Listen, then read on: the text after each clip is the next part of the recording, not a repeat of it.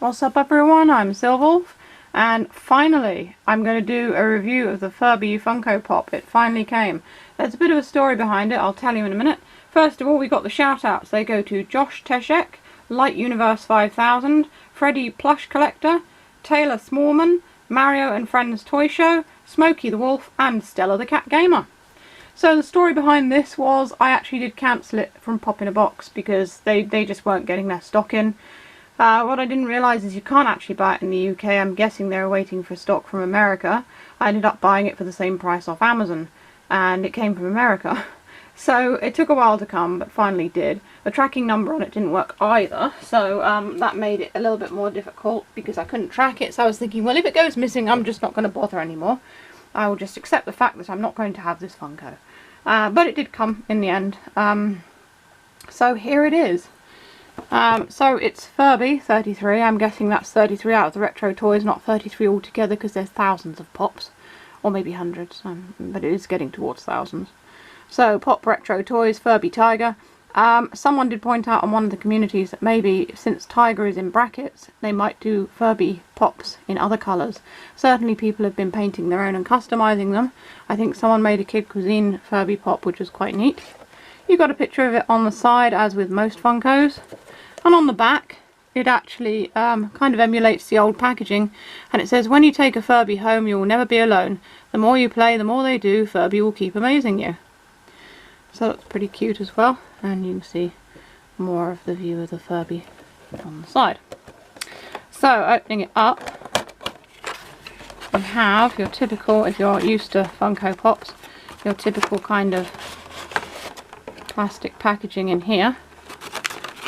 And there's the Furby, so he sits inside his little little pod, I suppose. He is quite small, but I guess he is a Furby. So I'm used to Funkos, even these size ones, being a bit bigger. So if we take him out, he's quite hefty. He feels quite heavy in my hand, so he's made of thick vinyl. There's the mane down his back. He's nicely painted, as you can see. And his little white ears. And underneath, it's just a regular kind of bottom, and that probably be where he was stuck onto the post when they put the mould on and moulded him from that. So that's why he's got a hole in the bottom. They would have taken him off the post and put him ready to be airbrushed afterwards. So you've got the date, it says 2020 Hasbro, because I was meant to have him last year, but I got him this year instead, after all that kind of hassle over him arriving.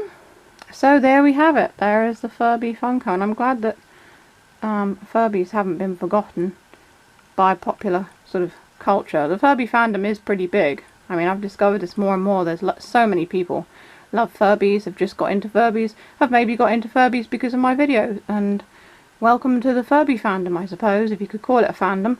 The word fandom kind of has, I don't know, it's a bit of a double-edged sword, because some fandoms are a bit pushy and a bit, oh, well, you're not a true fan of so-and-so, and it's a bit of a competition.